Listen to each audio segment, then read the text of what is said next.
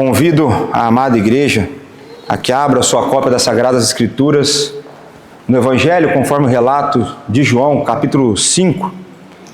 E eu lerei a partir do verso 25 até o 35. Peço que os irmãos acompanhem a leitura. Evangelho, conforme o relato de João, capítulo 5, de versos 25 a 35. Então está escrito assim na palavra do Senhor: em verdade vos digo que vem a hora e já chegou, em que os mortos ouvirão a voz do Filho de Deus, e os que a ouvirem viverão. Porque assim como o Pai tem vida em si mesmo, também concedeu ao Filho ter vida em si mesmo. Ele deu autoridade para julgar, porque é o Filho do homem. Não vos maravilheis disto, porque vem a hora em que todos os que se acham nos túmulos ouvirão a sua voz e sairão. Os que estiverem feito bem, para a ressurreição da vida, e os que estiverem praticado mal, para a ressurreição do juízo. Eu nada posso fazer de mim mesmo, na força, porque ouço julgo. O meu juízo é justo, porque não procuro a minha própria vontade, sim a daquele que me enviou.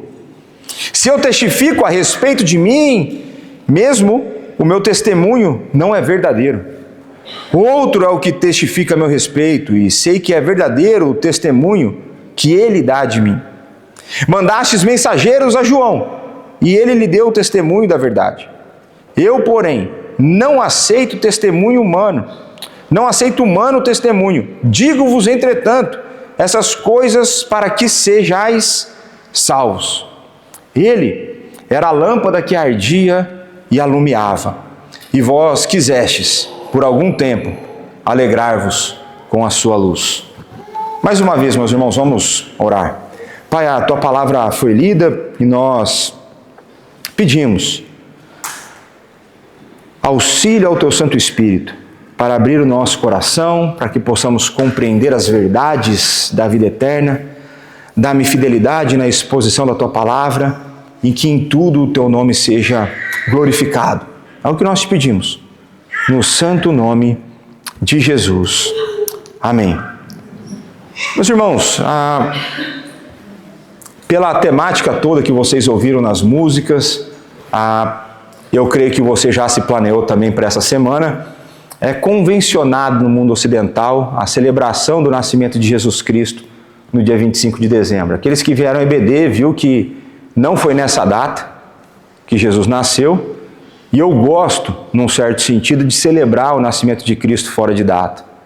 Porque eu sempre tenho uma desculpa para quando minha esposa quer celebrar datas exatas, eu falo, não dá, nem de Jesus a gente consegue, tem ano que não vai dar certo da gente celebrar o aniversário no dia certo, seja aniversário de casamento.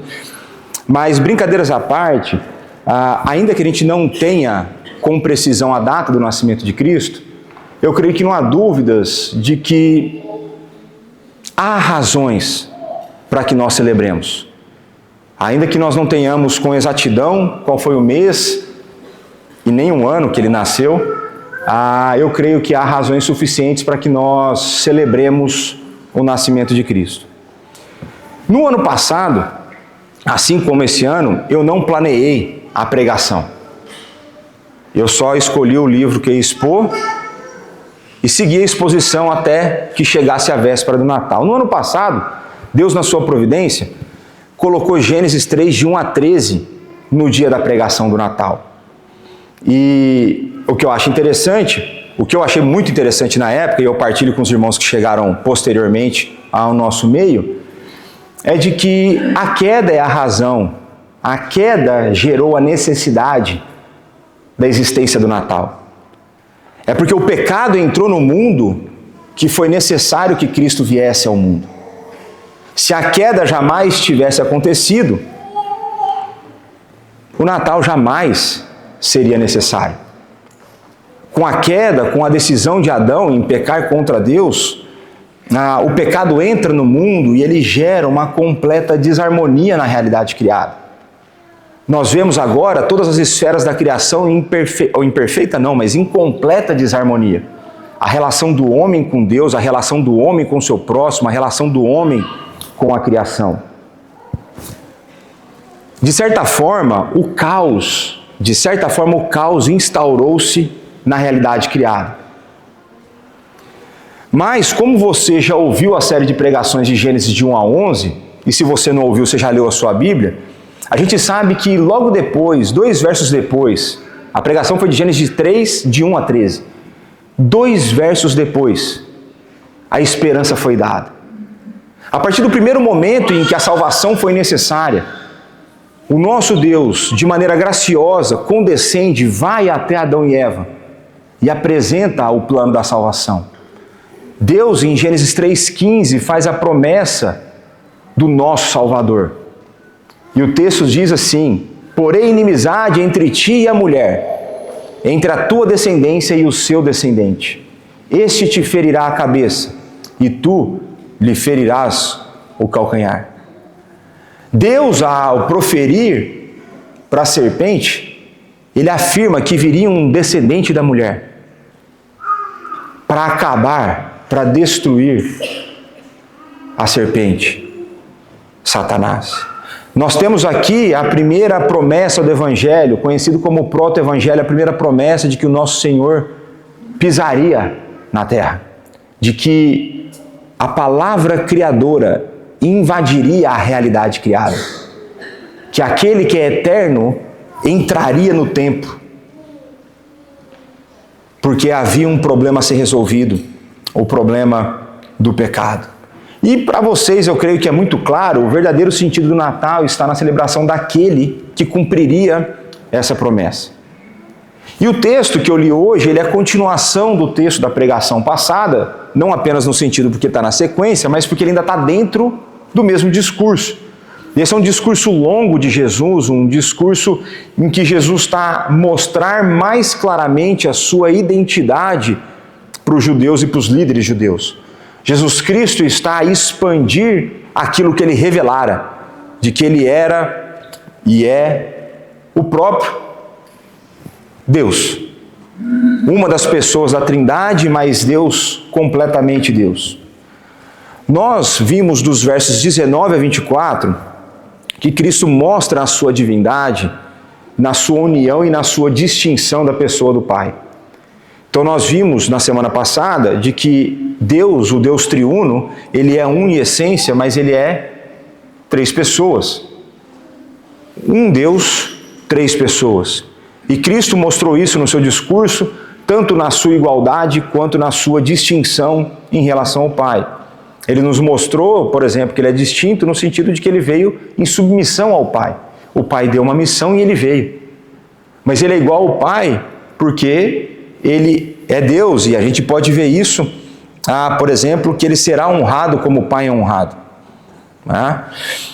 E agora, nós entramos numa outra sessão, nos versos de 25 a 30, que nós veremos que Cristo, ele é o provedor de vida, e ele é o justo juiz. E na sequência, Jesus vai dar o início a uma outra sessão grande no seu discurso, que vai dos versos de 31 a 47, e nós veremos só um pedaço desse, só de 31 a 35. Ele vai até o 47 a mostrar as inúmeras testemunhas que testemunham acerca dele. E nós veremos 2 testemunhas que testemunham acerca de Cristo hoje. E eu entendo que dentro da providência isso se encaixa muito bem com o Natal. Porque o Natal, ele não pode ser pensado separado do resto da obra. Que se só tivesse o Natal, por exemplo, sem a Páscoa não teria sentido. Se Cristo só tivesse nascido e não tivesse feito o resto, não haveria o que celebrar. Mas é sempre importante que nós tenhamos a luz do todo. E hoje nós veremos Natal, a celebração da encarnação, daquele que dá a vida e julga. Então, verso 25, em verdade vos digo que vem a hora e já chegou, em que mortos ouvirão a voz do Filho de Deus, e os que a ouvirem viverão. Em verdade vos digo. Os irmãos já sabem que quando Jesus introduz um discurso, e ele introduz com essas palavras, ele está a enfatizar e dar um tom de seriedade e importância da mensagem que vem na sequência. Ele está a chamar a nossa atenção e a atenção dos seus ouvintes para aquilo que ele falaria. Uma coisa interessante, que eu acho interessante, né? Quando ele fala, vem a hora e já chegou. Mas ela vem ou ela já está? As duas coisas. Ela vem, mas ela já chegou. Isso mostra a maneira, esse vem e já chegou, dá-nos o contexto para que nós interpretemos corretamente qual é a ressurreição que Jesus está a falar. Porque se você olhar para o texto, ele diz o seguinte: eis, digo que vem a hora, e já chegou, em que os mortos ouvirão a voz do Filho de Deus, e os que a ouvirem viverão. A primeira pergunta que nós devemos fazer: que tipo de ressurreição ele está a falar? É a ressurreição física dos corpos? É a derrota da morte biológica? Me parece que não. Porque se essa hora tivesse chegado, todo mundo que estava a ouvir ali não tem nenhum relato. A gente sabe que posteriormente terá algum relato de alguma ressurreição, mas não parece ser esse o caso. Quando nós vemos que vem a hora e já chegou, que Cristo está a falar não da ressurreição física, mas da ressurreição espiritual. É a realidade mostrada para nós, por exemplo, em Efésios 2, quando Ele vos deu vida, estando vós mortos em vossos delitos e pecados. A ideia aqui é a ressurreição daqueles que estão espiritualmente mortos. O homem natural, o homem apartado de Deus, conforme descrito em Romano 3. E morte espiritual, isso é importante que nós percebamos corretamente, a morte espiritual, ela é a total incapacidade de uma resposta positiva diante de Deus. A morte espiritual é a completa ausência de um relacionamento de amizade com Deus. A morte espiritual é a vida vivida num relacionamento de inimizade contra Deus. Romanos 5 vai dizer que esse relacionamento é uma inimizade de mão dupla. Deus é nosso inimigo e nós éramos inimigos de Deus. Antes da conversão, essa é a realidade humana. Inimigo de Deus. Por isso que ele não quer a Deus, ele não busca fazer o bem, ele não faz o bem. E Cristo aqui, ele vai dizer que aqueles que ouvirem a voz do Filho de Deus. E se você ler com atenção o relato do Evangelho de João, você perceberá que Jesus quase nunca usa essa expressão Filho de Deus. Jesus Cristo, ele tem uma expressão favorita no Evangelho de João, que é Filho do Homem. Mas Filho de Deus, Jesus Cristo usa apenas 3 vezes, e essa é uma delas. Agora, o que é mais curioso é que se você trouxer à sua memória qual é a razão, o propósito da escrita de João, ele diz para que vocês creiam que ele é o Filho de Deus. Então, se esse é o propósito de João, todas as vezes que Cristo referencia-se a si mesmo como Filho de Deus, nosso coração tem que estar atento, porque coisas importantes acerca da sua pessoa serão reveladas. Essa é uma declaração extremamente importante. E uma coisa que eu acho interessante nesse verso é que ele coloca, repare esse detalhe, que aqueles que viverão são os que ouvirem a voz do Filho do Homem. Então a gente sabe que está falando aqui de morte física, né? Agora, o texto diz que aqueles que ouvirem viverão. E isso é extremamente, naturalmente, coerente com o restante das Escrituras, porque toda a Escritura é inspirada pelo Espírito. Quando nós vamos, por exemplo, um texto conhecido, Romanos 10, 17, a palavra do Senhor diz o seguinte: e assim a fé vem pela pregação e a pregação pela palavra de Cristo, pela palavra do Filho de Deus. É a palavra do Filho de Deus usada pelo Espírito que traz o morto à vida. É a palavra de Cristo, é a voz do Filho de Deus que traz o morto à vida. Vai ser na pregação do Evangelho que mortos são regenerados, que pessoas se submeterão a Jesus Cristo. É isso que acontece todos os domingos quando a palavra é pregada, a voz de Cristo é ouvida, a voz do Filho de Deus é ouvida pelos corações que cá estão. E a gente vai perceber a razão pela qual Cristo pode dar a vida através da sua voz no verso seguinte. Mas existe uma pergunta a ser feita aqui. O que significa ouvir a voz do Filho de Deus? Porque nessa cena nós temos líderes fariseus a ouvirem Jesus falar, com nenhuma conversão relatada. Eles ouviram ou não a voz do Filho de Deus? E muitas vezes, no português, a gente, pelo menos no Brasil, a gente não faz tanta distinção entre escutar e ouvir. A gente não se apega muito na diferença que existe entre esses dois verbos. Mas o que é interessante, que a ideia de ouvir no texto não está simplesmente com perceber as ondas sonoras, mas está com perceber as ondas sonoras, perceber aquilo que é dito, acreditar no que foi dito e buscar viver por aquilo que foi dito. Ouvir pressupõe ouvir, crer e buscar viver. Então aqueles que ouvem, que trazem essa verdade para o coração, são trazidos à vida para que eles vivam de acordo com aquilo que eles creram.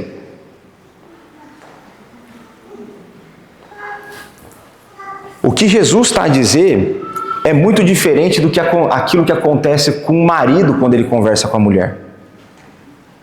Porque muitas vezes o marido escuta a mulher, mas não ouve a mulher. A mulher fala um monte, e aqui no bom sentido, então ela vem contar o dia dela, ou ela vem pedir as tarefas do lar que o homem tem que fazer, e o homem está lá assim, ó. Depois, 6 meses depois, ela vem cobrar aquilo que ela falou. E você não lembra que ela falou. Não é isso que é ouvir. Ouvir é você estar atento. Ouvir é você prestar atenção nos detalhes. Ouvir é você pegar aquilo e tomar como seu, para que você viva de acordo com aquilo. E eu creio que, naturalmente, já há espaço aqui para uma primeira reflexão. Porque todos nós, ou quase todos nós que cá estamos, em algum momento já escutamos a palavra. Em algum momento nós já ouvimos a voz de Cristo através da palavra. Em algum momento nós já ouvimos a palavra a ser pregada num culto público. A pergunta que tem que ser respondida é o quanto da sua vida mostra que você de fato ouviu. O quanto da tua vida mostra que você trouxe as verdades ouvidas do Filho de Deus através da palavra que você trouxe para o coração e que é dessa maneira que você busca viver agora. O quanto você pode olhar para a sua vida e falar, eu de fato ouvi. Eu ouvi e por isso eu vivo.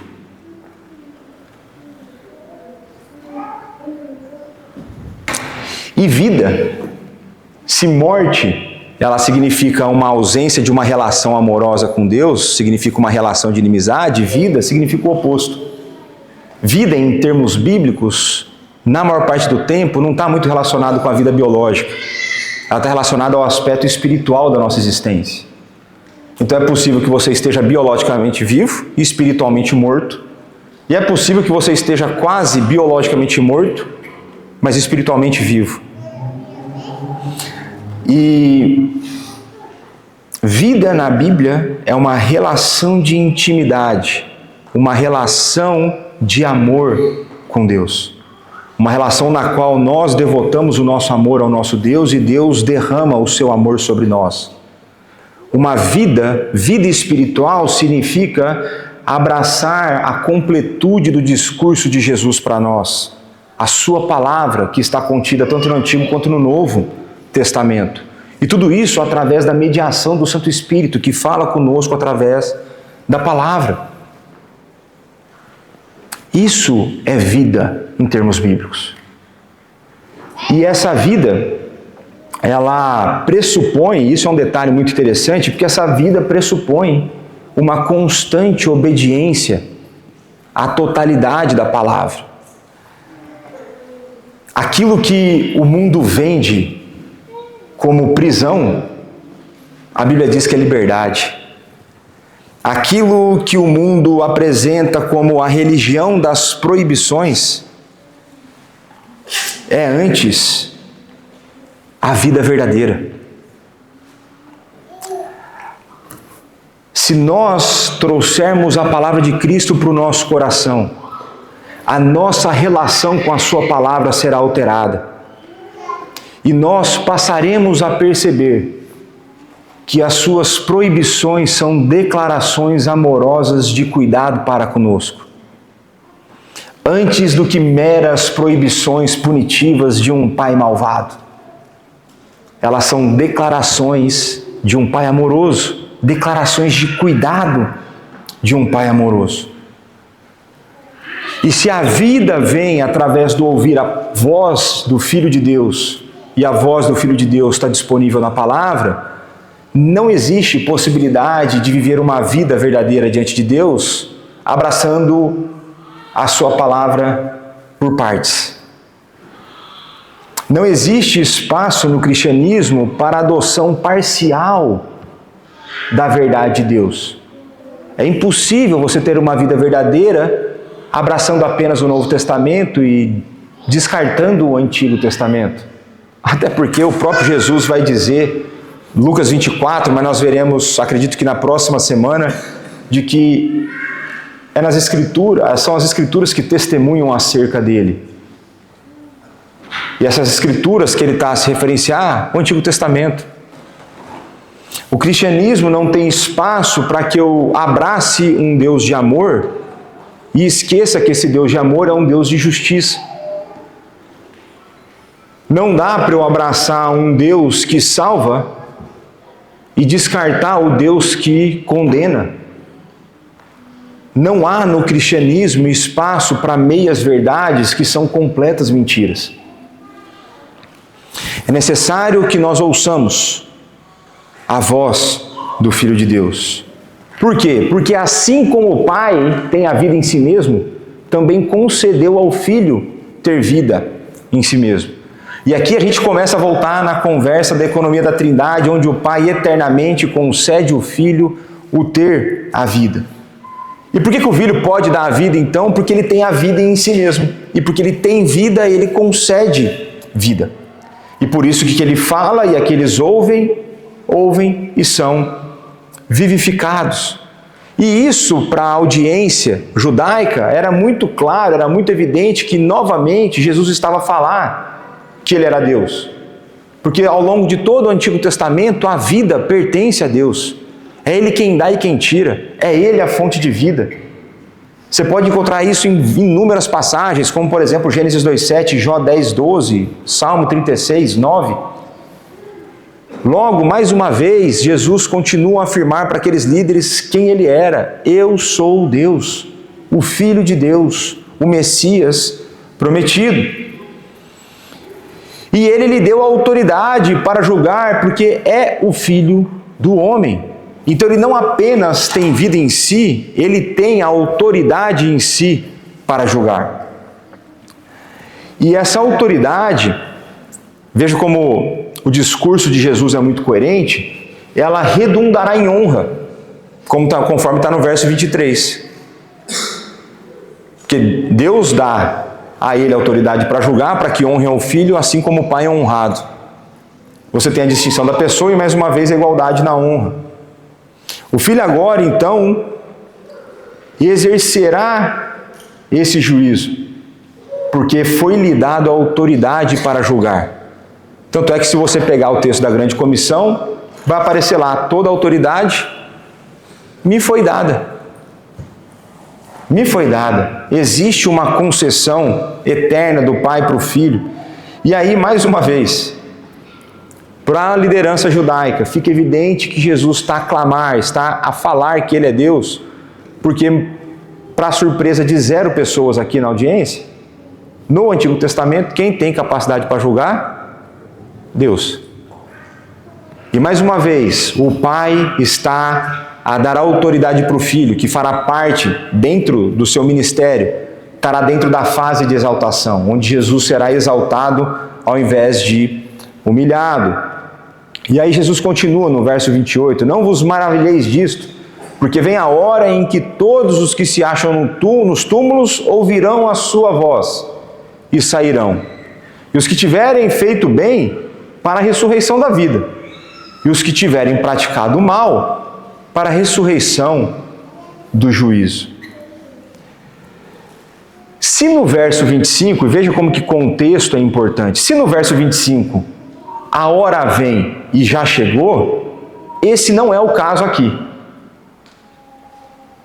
Essa hora ainda não chegou. E se essa hora ainda não chegou, estamos a falar do mesmo tipo de ressurreição? Não. O contexto é, portanto, diferente. Jesus agora está a falar da realidade da ressurreição física, que acontecerá quando Ele vier, a segunda e definitiva vez. Quando Jesus vier exercer a autoridade que lhe foi dada para julgar, essa ressurreição acontecerá. Essa ressurreição física. Ressurreição essa que nós temos relatos em que a palavra é proferida, a voz é ouvida e o morto volta a viver. Então nós temos a filha de Jairo, nós temos Lázaro, mortos que voltaram à vida. Isso não é um evento incomum, ele não é comum, mas ele já aconteceu. Ele aconteceu no Antigo Testamento também, onde o poder da ressurreição pertence a Deus. Para zero surpresa, ele de novo está a falar que ele é Deus. E eu acredito, e parte do que vai ser experimentado na segunda vinda de Cristo já foi visto na sua ressurreição. Porque os relatos mostram que a terra estremeceu, os túmulos abriram e os mortos saíram. Quando Jesus vier a segunda e definitiva vez, todos os mortos serão trazidos à vida para que eles sejam julgados. E eu tive a oportunidade, já compartilhei com alguns irmãos, de ir num cemitério nos Estados Unidos cheio de teólogos famosos, e eu fiquei a pensar como seria o diálogo no dia da ressurreição lá. Só teólogo bom, né? Eu acho que não vai ter muito tempo para conversa, porque o juízo vai estar a acontecer, né? Mas nesse dia, aqueles que morreram em naufrágio serão trazidos para fora da água. Aqueles que foram queimados em naves, espaçonaves, serão trazidos à terra. Aqueles que foram cremados voltarão a ter corpo. Eu estou doido para ver esse dia acontecer. Que também já vai ser o sinal de que o novo céu e a nova terra está logo ali. Né? Mas, mais do que isso, eu creio que tem alguns pontos que são importantes a ser considerados aqui nesse verso, porque esse verso, se mal interpretado, pode conduzi-lo à noção de que a salvação é pelas obras.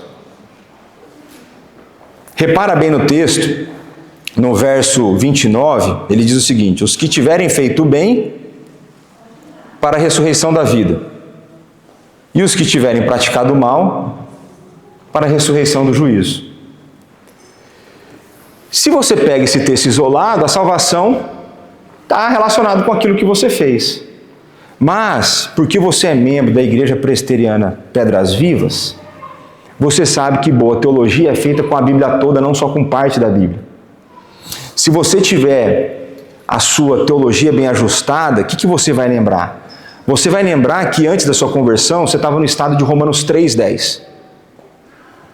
Ou Efésios 2, mortos em delitos e pecados, e Romanos 3,10, incapacitados de fazer o bem, não buscando a Deus. Então, como é possível para alguém assim fazer o bem? Não é. Por isso que Efésios 2 nos ajuda falando que Ele vos deu vida. E Efésios 2 é um texto maravilhoso, eu não sei como alguém consegue tentar refutá-lo em termos da salvação pela graça, porque a salvação pela graça é reforçada naquele texto múltiplas vezes, mas se você pega só o verso 1 e 10, ele vai dizer então que Ele vos deu vida, estando vós mortos em vossos delitos e pecados, e no verso 10 fala assim: para que vocês andem em boas obras que foram preparadas por Ele de antemão. Então, qual que é a possibilidade que alguém tem de fazer o bem? Se a vida foi dada, e porque a vida foi dada, aquele que deu a vida já preparou as boas obras para que você ande nela. Então, é a possibilidade de receber a vida, e em recebendo a vida, você faz o bem. Então, quem são aqueles que praticam o bem? Aqueles que foram salvos pela ação do Santo Espírito a regenerar o coração, que depositam a sua fé em Jesus Cristo, passam a ser habitados pelo Santo Espírito e, por conta disso, passam a viver de uma maneira digna do Evangelho, ou pelo menos a buscar viver dessa maneira. Então, aquele que vive na busca da prática do bem, ou que pratica o bem, é aquele que foi salvo pela graça e não por suas obras. Por isso que é importante você ter a sua Bíblia bem ajustada, bem conhecida no seu coração. Por isso que é importante você ouvir a voz do Filho de Deus. Já a prática do mal, você não precisa de muito exercício para lembrar o quão fácil é fazê-la, o quão fácil é praticá-la. Porque até hoje você é tentado, inclinado a fazer o mal até hoje. Até hoje você comete o mal diariamente. Então, se a gente fosse deixar a salvação no mérito da obra, quantos seriam salvos? Rosca, zero. 0 pessoas seriam salvas. E um outro argumento importante aqui, um outro detalhe importante nesse texto, é que ele comenta de 2 ressurreições. Uma para a vida e outra não é para a morte, para juízo. E esse texto ele é muito importante para o tempo que nós vivemos, porque cada vez mais surgem pseudo-igrejas que tentam mutilar a Deus, e na sua tentativa de mutilar a Deus, eles criam um Deus conforme os seus próprios desejos, e que nessa tentativa de criar um Deus que lhe agrade, eles criam um Deus pseudo-amoroso que aceita qualquer coisa e não condena ninguém, porque Deus é amor. Agora, a Bíblia diz que esse Deus que é amor é justiça. E a Bíblia diz que chegará um dia que o Filho julgará e ressuscitará pessoas para a vida e para o juízo. Não existe escapatória. Ou é novos céus e nova terra, ou é lago de fogo. Não existe terceira via. Em destino eterno. E aqui, só para esclarecer um detalhe para os irmãos, eu creio que às vezes não é claro isso, tão claro para todo mundo. Existe um período de tempo entre a morte da maioria dos crentes até a vinda de Jesus Cristo. Tá certo ou não? Sim. Então existe um período, o crente vai morrer, até Cristo voltar existe um intervalo de tempo. Entre esse intervalo de tempo, entre a morte e a vinda de Jesus Cristo, o cristão e o não cristão passarão por um período chamado de estado intermediário. Esse estado intermediário não é sono da alma.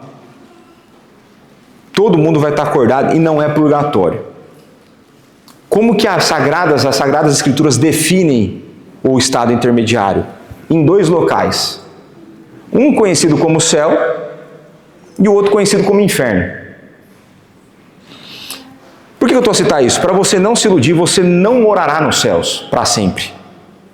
Você passará uma temporada nos céus, até que Jesus volte.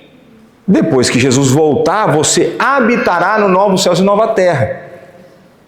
Que tudo dá a indicar é essa criação sendo removida dos efeitos da queda.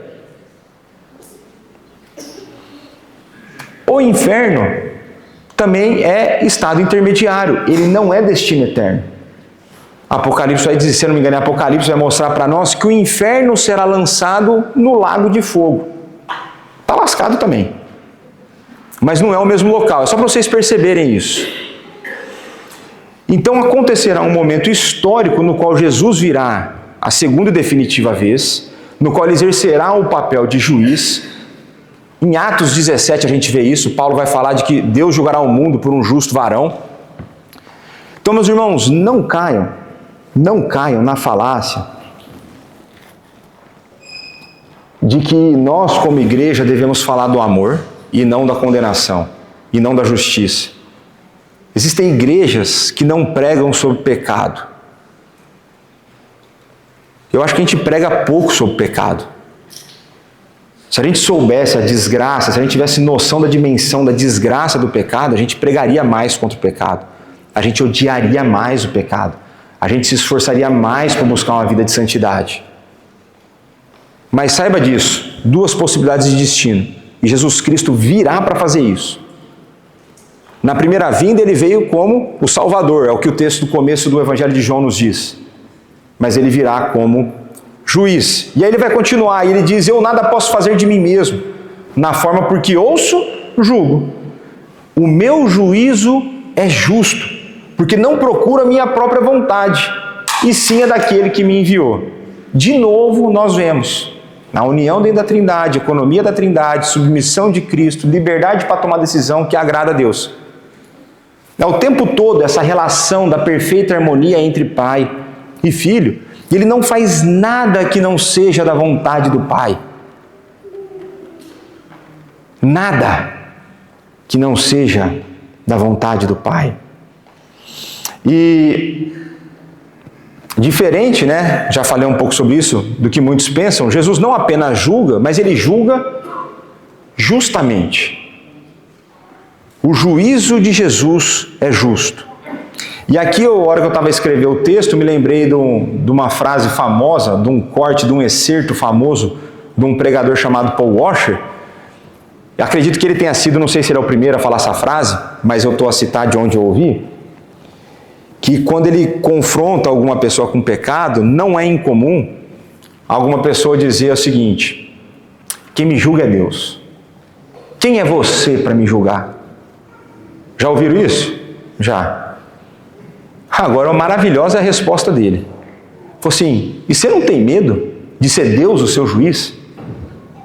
Porque se fosse eu o seu juiz, teria a chance de eu julgar errado a causa em teu favor.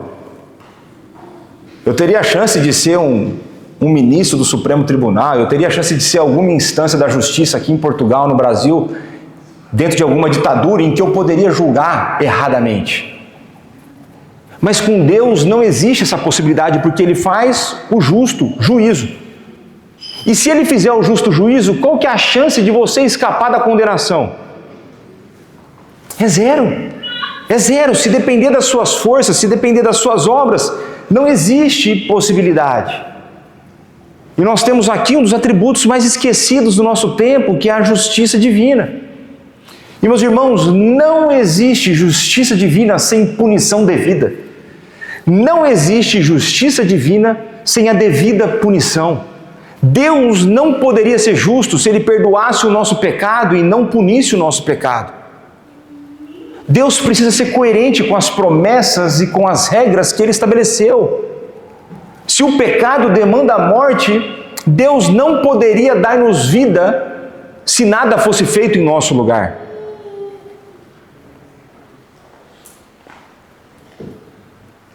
Para que eu e você pudéssemos ser perdoados, era necessário que algo fosse feito por uma terceira pessoa. Porque nós somos incapazes, nós não temos justiça própria, nós não tínhamos vida em nós mesmos. E o que é maravilhoso, quando Jesus diz que o juízo dele é justo, Ele julgará retamente, Ele sabe que para que Ele pudesse exercer futuramente essa função, Ele teria que sofrer e morrer em nosso lugar. Percebe? Ele ainda não estava nesse momento do ministério. Ele sabia o que viria. O ser o justo juiz custou-lhe a vida. A salvação é de graça para mim e para você, mas para Deus e para Cristo foi custosa. Para o Pai custou a vida do Filho. Para o Pai, como diz o texto, agradou moê-lo em nosso lugar. E para o Filho foi o ser moído. A salvação é pela graça, mas Deus é justo e Ele pune o pecado. E Ele pune o meu e o seu pecado no justo juiz que julgará.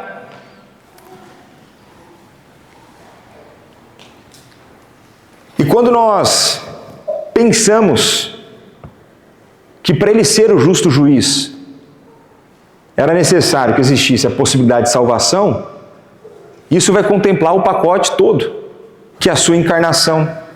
É o Deus Criador entrar na realidade criada. É Ele viver uma vida de obediência, sofrer, ser tentado, torturado, crucificado. Os irmãos já estão acostumados com o roteiro. Então pense que quando Jesus diz essas palavras, Ele sabia o preço que Ele pagaria. Verso 31. E se eu testifico a respeito de mim mesmo, o meu testemunho não é verdadeiro. E aí entrou numa sessão que Jesus não está facilitando muito a minha vida. Porque como que pode o testemunho de Jesus não ser verdadeiro? Pode Jesus mentir?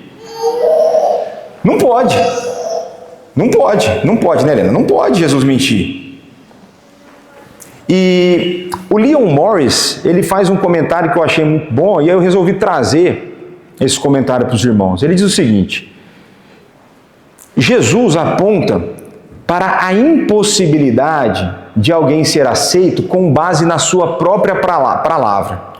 O testemunho de qualquer pessoa deve ser sempre prestado por outra pessoa. E por que isso? Porque a lei exige que 2 ou 3 testemunhas testemunhassem sobre algo, sobre alguém. Onde está isso? Deuteronômio 19:15. Por isso, no seu próprio caso, Jesus concorda que se der testemunho de si próprio, esse testemunho não será aceito. Esse é um testemunho que ele não tem um peso legal. Mas isso não quer dizer que ele é falso naquilo que ele diz. Então o que Jesus está dizendo não é que aquilo que ele fala não é verdadeiro, mas aquilo que ele fala não tem valor legal, porque não cumpre a lei de Deus. Era necessário que mais testemunhas testemunhassem dele. E na sequência ele apresentará várias testemunhas que concordam com aquilo que ele fala. E por isso a gente pode saber que o seu testemunho é verdadeiro. Então veja que até nesses mínimos detalhes da lei, Jesus Cristo cumpre. Até nas coisas que para nós parecem irrelevantes, Jesus Cristo mostra a sua perfeição. Então Jesus está a dizer que seu testemunho, apenas o seu testemunho, não é legalmente válido.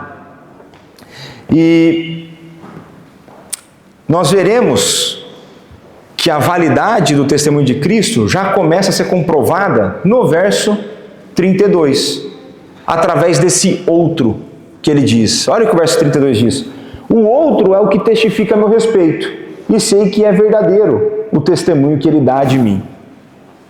O outro. O outro aqui não é ninguém senão o Pai.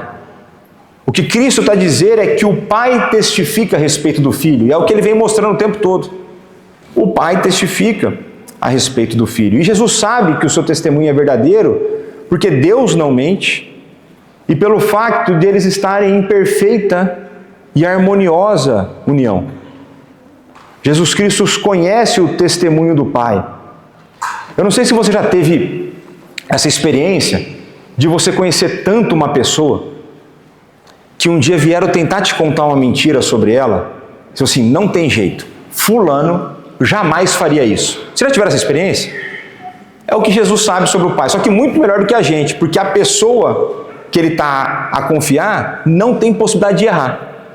Ele não tem a possibilidade do pecado. Então esse outro que dá o testemunho é o Pai que verdadeiramente testemunha acerca do Filho. Agora veja como que Jesus continua o argumento dele. Mandastes mensageiros a João, e ele deu testemunho da verdade.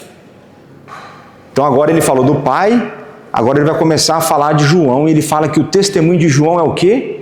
Testemunho da verdade. Guarda essa informação porque ela vai parecer estranha logo na sequência.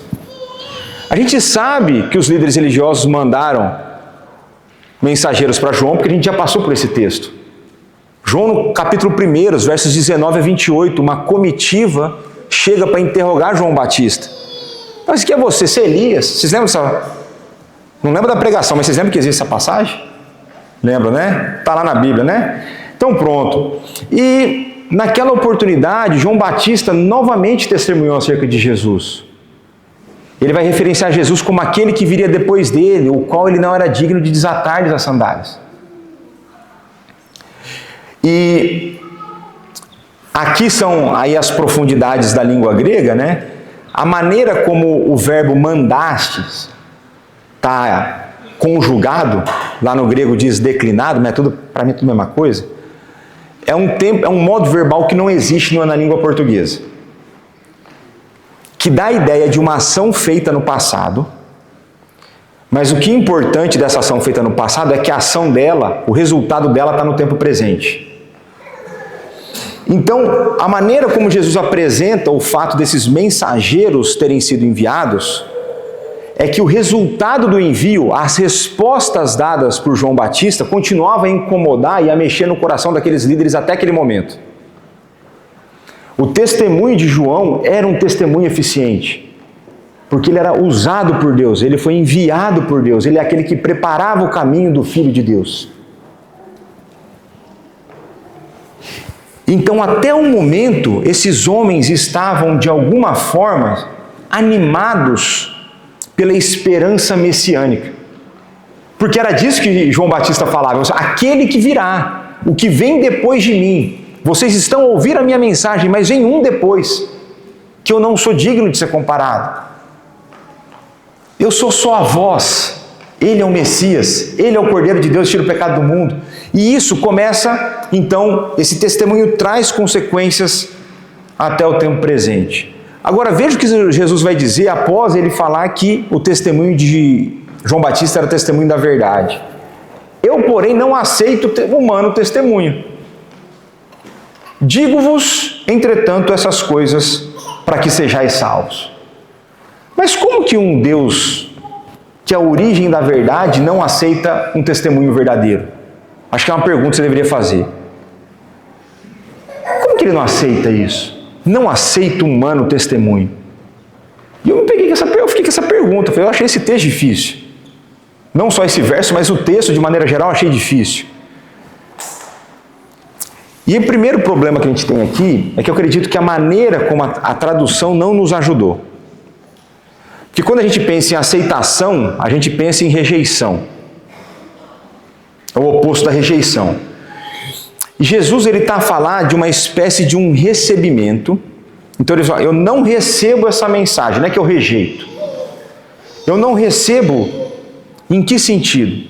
Ele não está a dizer que João Batista era mentiroso. O que ele está a dizer é que, até porque ele disse que João falou o testemunho da verdade, o que Jesus está a dizer é que não é o testemunho de João que fundamenta a sua posição, a sua missão e o seu ofício. Então Cristo sabia que ele era o Filho de Deus, o Messias prometido, o Salvador do mundo, o Cordeiro que tira o pecado do mundo, não porque João disse. Ele não agia por, não, agora que João falou, é diferente. Por exemplo, você pegar aqui na igreja, vamos fazer eleição para presbíteros. Então você tem um membro que nunca foi presbítero, vai ser votado para presbítero. Porque vocês disseram para ele que vocês enxergam nele um presbítero, ele vai começar a portar-se como presbítero a partir depois da eleição. Concorda com isso? Diz assim, não, eu não preciso disso. Porque desde a eternidade ele já sabe. Por quê? Porque quem testemunha para ele é o Pai. Está desfeito o mistério do versículo? Porque para mim esse versículo me deixou me quebrando um pouco a cabeça. Então Jesus Cristo, ele não fundamenta a sua posição, a sua missão e o seu ofício no testemunho de João Batista. Jesus Cristo não precisa de nenhum outro ser humano dizer-lhe o que ele deve fazer. Ele perfeitamente sabe a sua missão, pois ele vive em perfeita harmonia e intimidade com o Pai. E ele vive para fazer a vontade do Pai. Ele não vive para fazer a vontade humana. E aí eu me peguei nessa... Uma vez que Jesus Cristo não aceita nem o nosso testemunho para que Ele faça alguma coisa, não é loucura você pensar que tem gente que determina coisa para Deus através de Jesus Cristo? Se nem testemunho Ele aceita, assim, veja, eu determino que o Senhor faz. Não funciona assim. Nem se você falar coisa boa de mim, está mudando o que eu penso. Muito mais tentar mandar em Deus, né? Agora, existe um outro ponto importante, porque Jesus no verso anterior disse que João dava o testemunho da verdade, que Jesus Cristo também sabe que qualquer testemunho verdadeiro dito acerca dele tem a sua origem no Pai.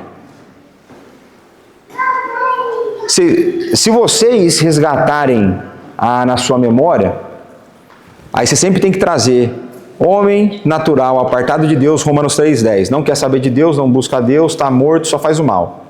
Como pode alguém declarar o bem? Somente Deus resgatá-lo. Agora, tem uma outra passagem que é muito interessante, que é Mateus 16, versos 16 e 17, que diz o seguinte: respondendo Simão Pedro disse: Tu és o Cristo, o Filho do Deus vivo. Então Jesus lhe afirmou: Bem-aventurado és, Simão Barjonas, porque não foi carne e sangue que tu revelaram, mas meu Pai que está nos céus. Então Jesus Cristo sabe, Ele não tem problema quando nós testemunhamos positivamente acerca da sua pessoa. Porque Ele sabe, em última instância, toda e qualquer pessoa que profira uma verdade acerca dEle tem a origem do seu discurso na pessoa do Pai. É o Pai que enviará através do Espírito a possibilidade do discurso correto. Agora, o porquê que Jesus então traz à tona o testemunho de João Batista? Se Jesus não precisa, por que ele cita? Porque os ouvintes precisavam. A razão é para que eles fossem salvos, está no texto. Para que no entretanto, digo-vos entretanto essas coisas, para que sejais salvos. Então a razão aqui é que o homem natural apartado de Deus, ele está numa relação de inimizade com Deus. Ele está morto espiritualmente, como a gente viu no verso 32. Ele precisa ouvir a voz de Deus, do Filho de Deus, para que ele possa ser trazido à vida. Certo? Então, o homem natural apartado de Deus, eles são naturalmente incapazes de ouvir diretamente o Pai. Parece que essa é a ideia que está sendo transmitida aqui. Porque ele está morto em delito e pecado. Por isso, quando a gente olha para Romanos 10, 17, que a fé vem pelo ouvir, e ouvir a pregação, e a pregação a palavra de Cristo, e quando nós olhamos Efésios 2, e Ele vos deu ouvido, sendo vós mortos em vossos delitos e pecados, que existe a realidade da vida espiritual na vida das pessoas, se dá pela pregação da palavra, por conta da graça. E parte disso vem do anúncio humano, não é? Romanos 10, 17, Jesus Cristo já estava à destra de Deus a reinar soberanamente. É Paulo que está a escrever. Se é Paulo que está a escrever, ele está a falar da ação humana na exposição da palavra. Seja formalmente aqui, seja você no seu dia a dia, no seu trabalho, na sua escola, na sua casa. E vai ser a exposição dessa palavra que gerará a fé. Então existe um movimento humano que realiza um decreto divino para que o morto ouça a voz do Filho de Deus. Então, quando você prega e uma pessoa é convertida, você foi usado por Deus para que a voz do Filho de Deus fosse ouvida por um morto. Que privilégio é esse que nós temos?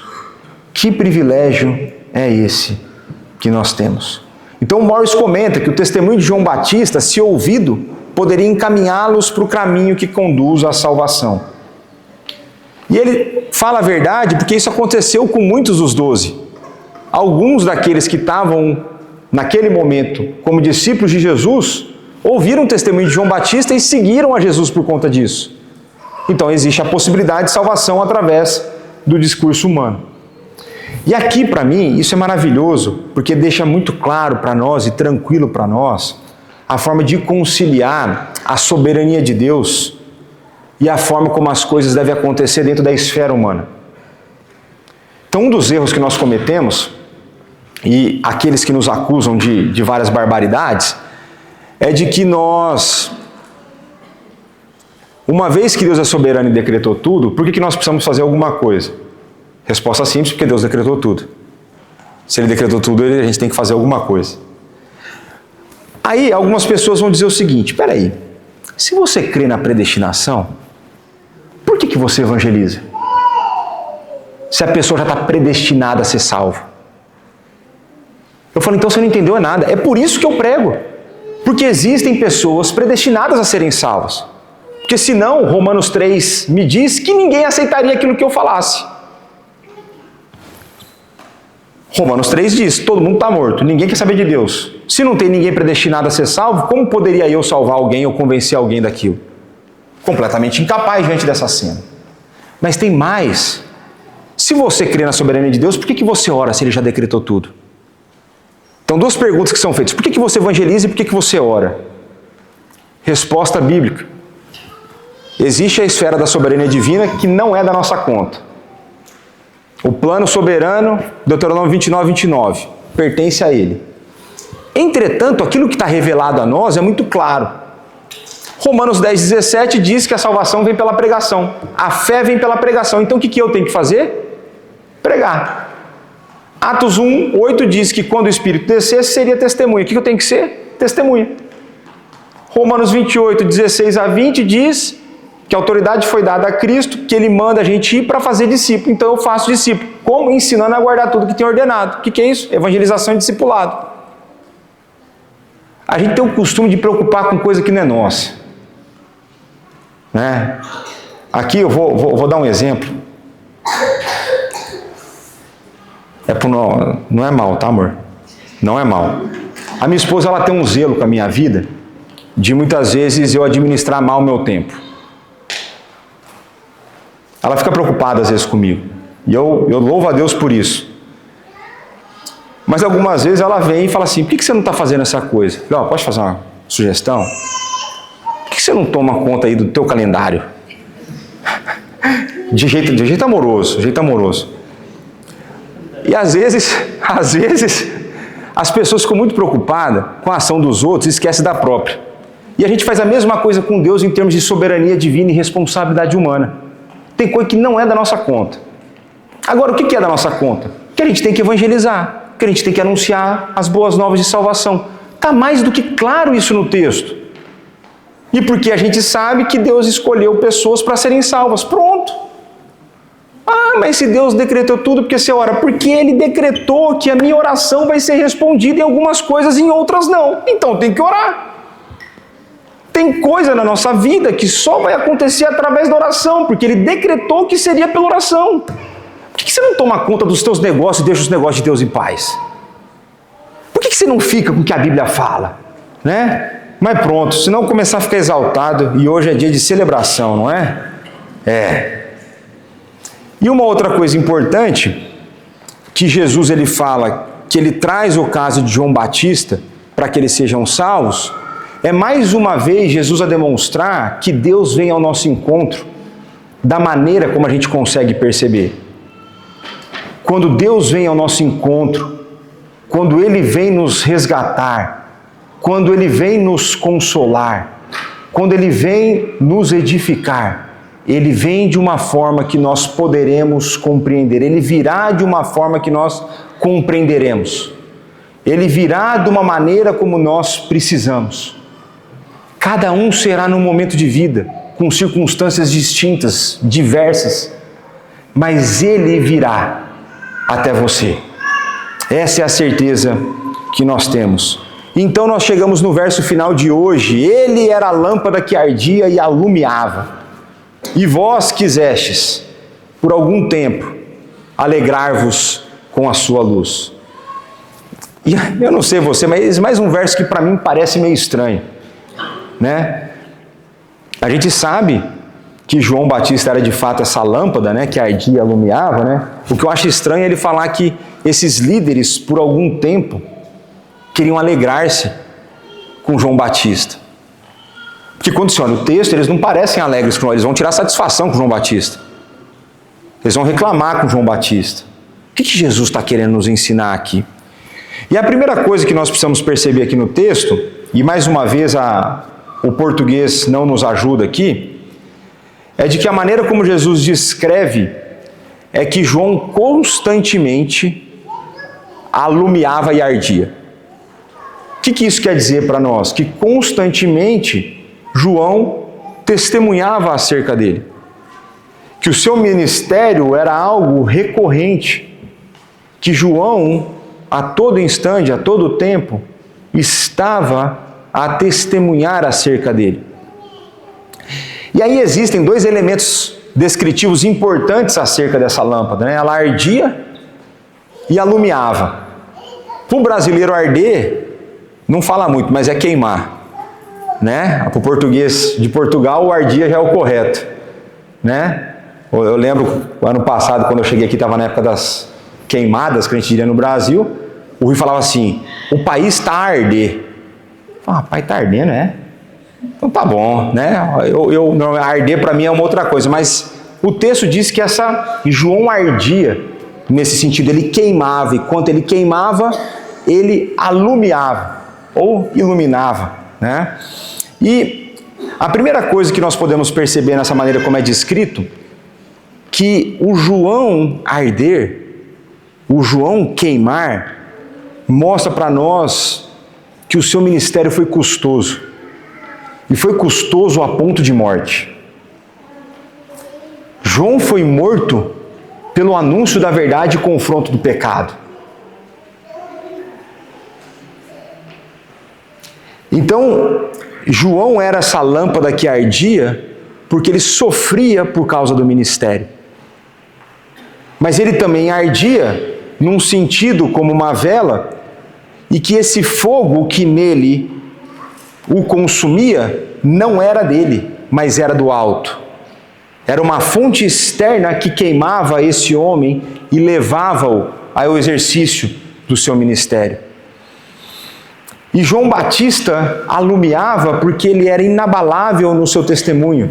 E como uma lâmpada que ilumina o caminho, ele mostrou aos seus ouvintes aquele que é o caminho, a verdade e a vida, a única possibilidade de se chegar ao Pai. Ele é essa lâmpada. E Jesus vai dizer que no seu ministério, parte do resultado do ministério de João Batista é que por algum tempo, de alguma maneira, esses líderes quiseram alegrar-se com a sua luz. Agora, se em última instância João Batista foi rejeitado, pois esses líderes aqui no texto, até agora, não se submeteram a Cristo, então não tem como eles terem aceitado o testemunho de João Batista, o que Jesus está a dizer? O que eu acredito que Jesus está a dizer aqui é que Jesus está a mencionar a alegria resultante da esperança messiânica trazida por João Batista. Depois de 400 anos de silêncio, Deus voltou a falar audivelmente com o seu povo. E o último profeta do Antigo Testamento, João Batista, trouxe uma mensagem do Messias que viria. Depois de 400 anos de silêncio e sofrimento debaixo da opressão de outras nações, o povo de Deus ouve uma mensagem de esperança. E por que essa alegria ela é temporária? Por que essa alegria ela é limitada na sua intensidade e no seu tempo? Porque eles queriam o resultado da mensagem, mas não queriam a mensagem. Eles queriam a esperança trazida pelo Messias, mas não queriam o Messias que trazia a esperança.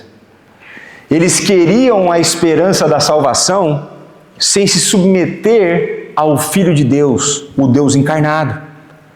Por isso que essa alegria é temporária, até que eles se deparam da realidade do compromisso necessário, exigido por João Batista. De uma certa forma, o que os líderes e os fariseus queriam é um evangelho diluído. Eles não queriam a voz do Filho de Deus completa. Eles queriam partes da mensagem, as partes que mais lhe agradavam.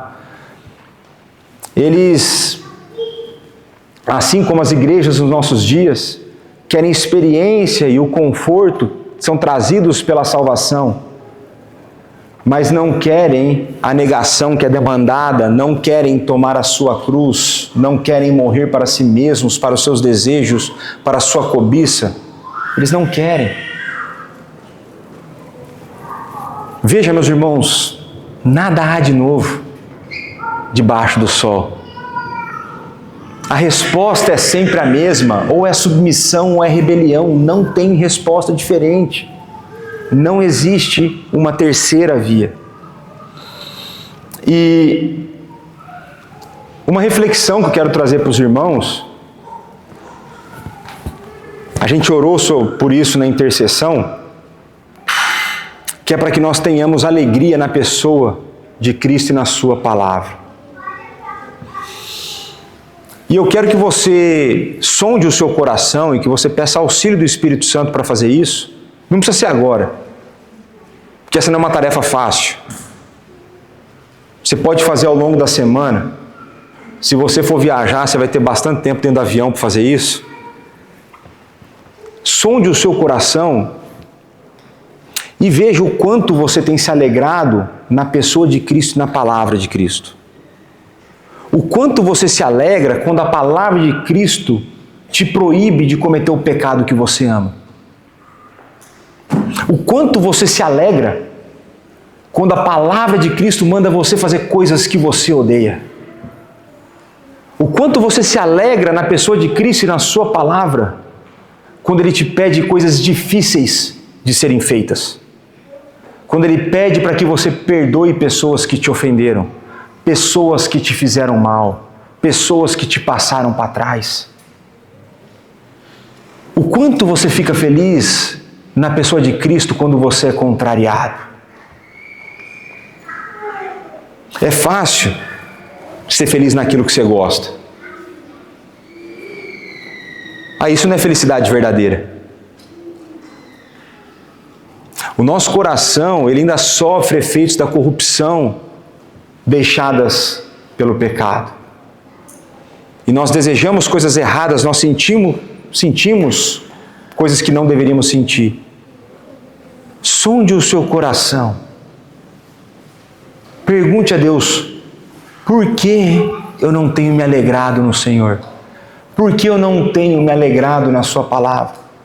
Você quer ver um indicador fácil de você saber se você tem se alegrado na palavra? Veja quanto tempo você gasta com ela. 2 minutos. Li um verso.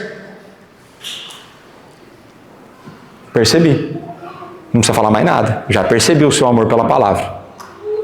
Começa a pensar quanto tempo você passa em oração. E aqui eu não estou falando que se você fizer lá 4 horas de oração, você é mais crente. Não, mas o quanto você tem prazer nisso.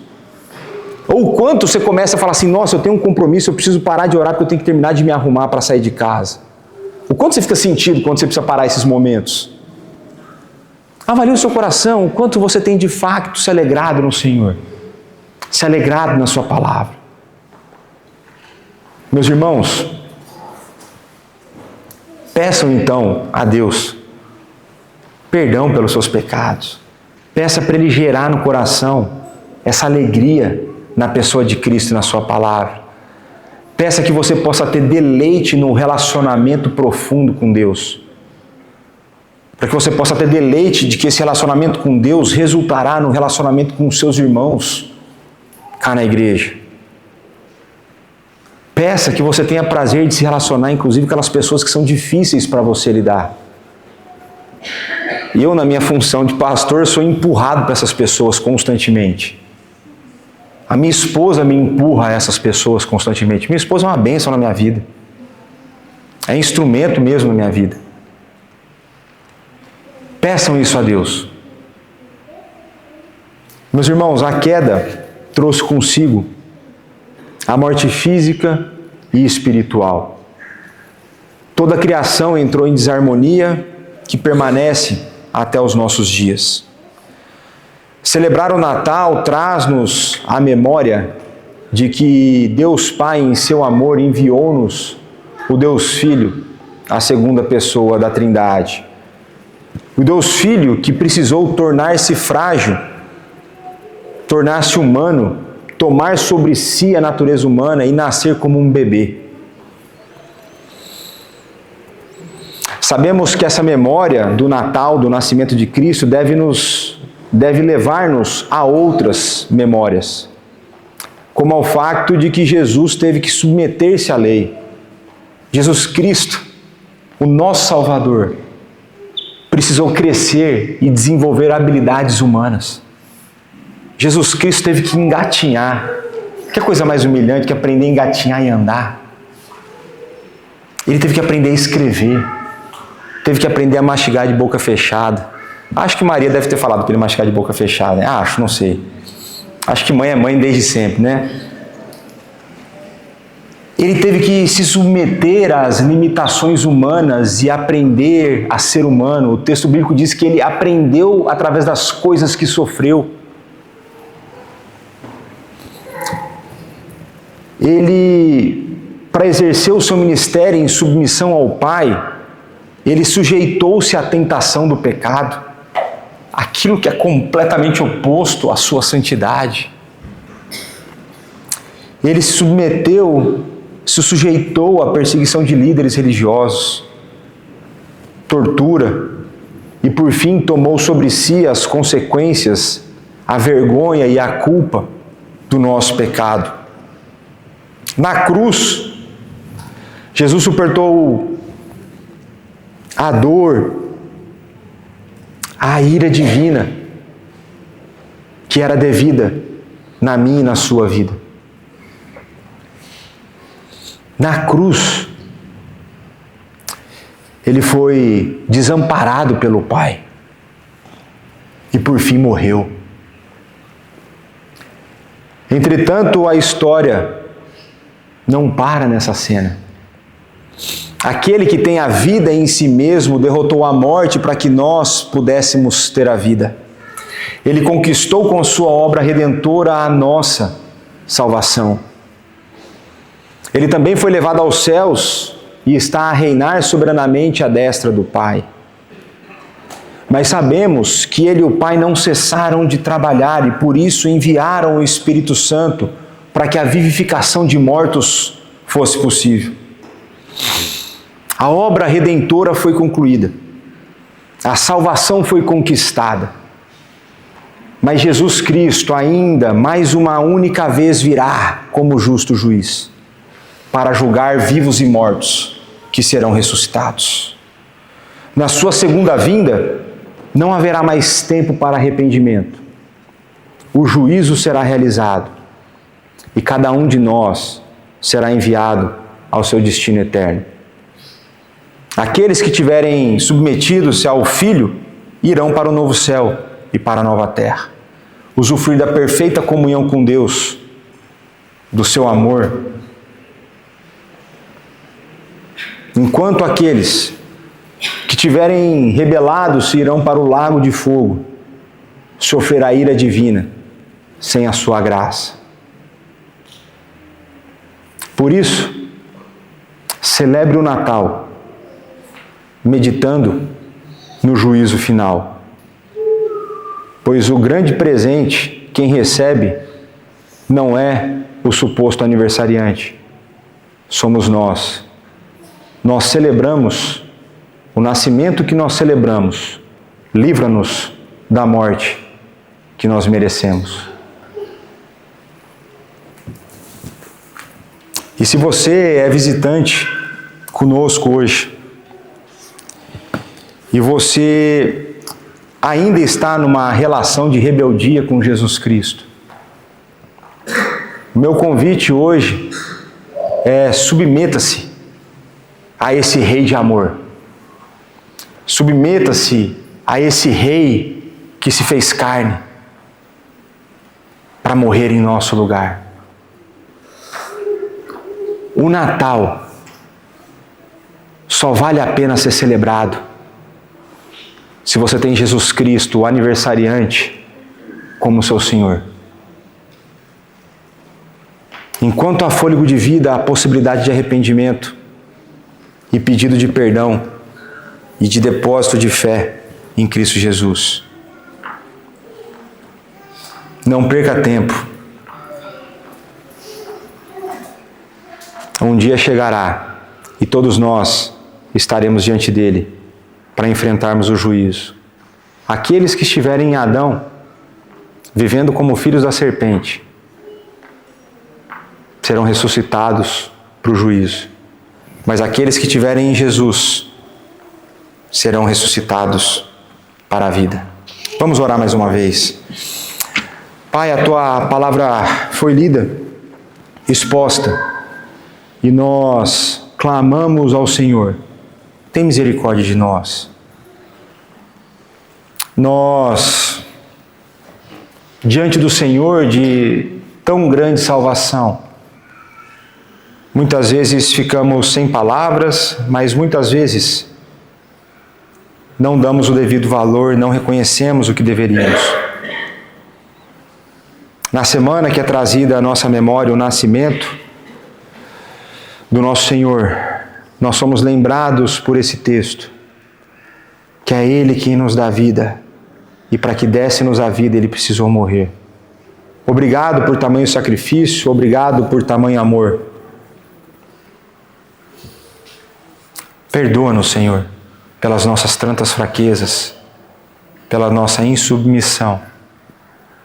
Continua a moldar em nós a imagem do Filho, para que possamos em todo o tempo glorificar o Teu nome. É no santo nome de Jesus, o nosso Senhor e Salvador, que nós oramos e agradecemos. Amém.